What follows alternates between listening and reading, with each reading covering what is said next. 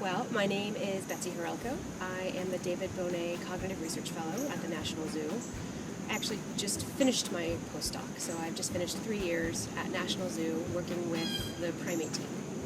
So that includes the gorillas, the orangutans, the gibbons, and recently we just got 2 species of monkeys in. So the primary project I worked on for my fellowship was all about cognitive bias. So it's a concept borrowed from human psychology that focuses on how animals feel and how that impacts the decisions that they make. So are they more optimistic? Are they more pessimistic? How can we put a little bit more science behind the feelings that they're having? I do. So I have every degree I've received was in psychology, from my bachelor's degree, my master's, and also my PhD. But within my PhD, I was lucky enough to focus entirely on chimpanzees. It's our nation's zoo. It's part of the Smithsonian. It's a huge brand of massive scientists with a huge reach around the world. So I've always wanted to be a part of it. As kind of a plus, I was born in the area. I'm part of a military family, so we've bounced around quite a bit. But I started here, so this was my first zoo. In 2001, I came here and saw one of the think tank demos where a scientist was able to do, on public display, cognitive research with the orangutans. And that was the moment I realized I wanted to study cognition, or how animals think. And that kind of set me on a path where I finished my undergrad degree, I went on to do my master's, my PhD, and I landed back here. So it was kind of serendipitous that they were looking for a researcher around the time I had finished my PhD.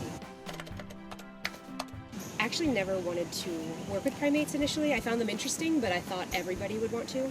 So if you're a dime a dozen, you have to find a very unique way to stand out. And I found a unique way to stand out in animal behavior is to focus on non-primates. So my very, very first small project was with giraffes. And I wanted to study ungulates, or our hoofed mammals. And then that was short-lived because my next project, it happened to be with a group of squirrel monkeys. They were small South American monkeys. And then that kind of segued into my first job after my master's degree. I was a gorilla keeper at the Gorilla Foundation out in California, and that helped me shape a little bit more about what I wanted to do and what I didn't want to do, and that launched me into my PhD program with chimpanzees. So I'm very chimp biased, extremely. They're wildly manipulative. They experience all of their emotions on a scale of 1 to 10 at a 10, so it's really hard for them to hide what they're feeling.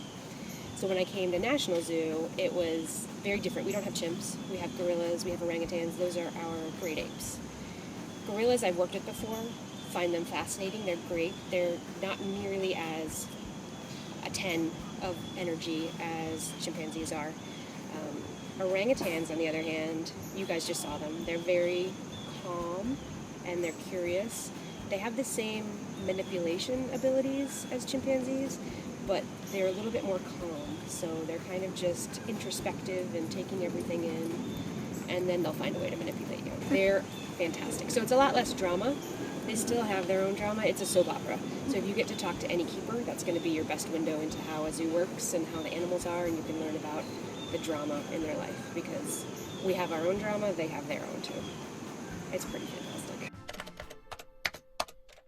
Every zoo is very similar in all the challenges that you have, and personnel challenges are many, but the bigger challenge in any zoo is fitting in what you want to do and your goals and the goals of your funding agency with the animal schedule. And I don't just mean what the keepers need to do, but also, do the animals want to do it? Because kind of the way we're trying to push research, I mean, especially at National, we want to really kind of lead the way in having research be something that's beneficial to the animals as they're actively doing it, and also beneficial in the long run in terms of the information that we learn. So we want everything that we offer them to be exciting. It's a huge responsibility we have to keep them interested, keep them doing things, and keep them mentally stimulated, because they're just like kids. If you don't help them have things to shape their thoughts, their feelings, their energy, they're going to find their own things to do. And it might not be what you would like. Okay. So fitting all of your stuff into that whole soap opera is the most challenging, I'll say. I certainly expected it. I've worked with zoos for almost 15 years now, which is a little hard to say. So I started as a volunteer, so it was certainly not, it's not how old I am. But you have to expect the unexpected when you work with animals, otherwise you'll never have anything to show for it. So you have to have your plan A, your plan B, your plan Z, because everything will get messed up. And we also have an added challenge of being, our animals are on public display. We need our visitors to be able to relate to our animals, so they need to have that opportunity to be up close and personal with them, experience them, smell them, look at every little hair that Lucy has in her hands. And so we need to make sure they have the time to do that as well. It's all about fitting it in and being flexible. Science does not always like flexibility, but animal behavior has found a way to make it work. Yes, so I am lucky enough to be a fellow that has been offered a contract to stay on at the zoo after my fellowship. Congratulations. So the zoo has asked me to, or appointed me to become the chair of the Animal Care and Use Committee, which is very concerned with animal welfare, particularly in terms of our regulatory requirements for research animals, or any animal who's involved in a research activity, which includes my guys who have done little fun activities. And I'm convinced the reason I was able to do that and kind of make that leap is because I put myself out there. So my project was a priority, but I tried to become involved in anything that I could. So I was spending my lunches meeting with other people, teaching them how to do a research project. I was trying to present whenever I could and kind of spread the name and be a part of any committee I could, just to be a part and be a team player. So that is, I think, the biggest advice that I could offer for Smithsonian-wide people. Thank you so much. You're welcome.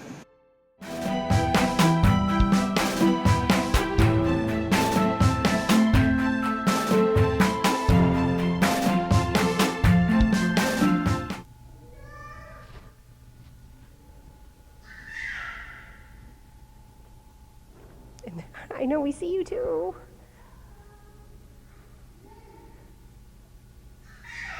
They're basically the best coworkers ever.